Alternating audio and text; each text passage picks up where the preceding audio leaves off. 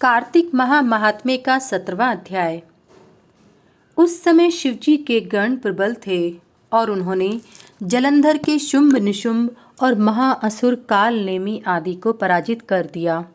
यह देखकर सागर पुत्र जलंधर एक विशाल रथ पर चढ़कर, जिस पर लंबी पताका लगी हुई थी, युद्ध भूमि में आया। इधर जय और शील नामक शंकर जी के गण भी युद्ध में तत्पर होकर गरजने लगे। इस प्रकार दोनों सेनाओं के हाथी, घोड़े, शंख, भेरी और दोनों ओर के सिंहनाद से धरती त्रस्त हो गई।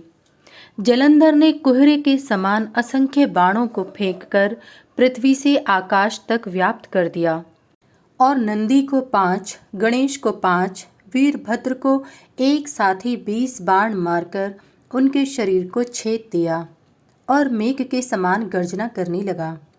यह देख कार्तिकेय ने भी दैत्य जलंधर को अपनी शक्ति उठाकर मारी और घोर गर्जन किया, जिसके आघात से वह मूर्छित हो पृथ्वी पर गिर पड़ा।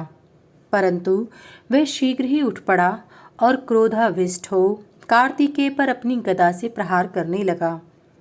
ब्रह्मा जी के वरदान की सफलता के लिए शंकर पुत्र कार्तिकेय पृथ्वी पर सो गए। गणेश जी भी गदा के प्रहार से व्याकुल होकर धरती पर गिर पड़े।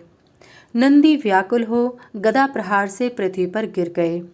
फिर दैत्य ने हाथ में परिध ले शीघ्र ही वीरभद्र को पृथ्वी पर गिरा देखकर शंकर जी के गण चिल्लाते हुए संग्राम भूमि छोड़ बड़े वेग से भाग चले।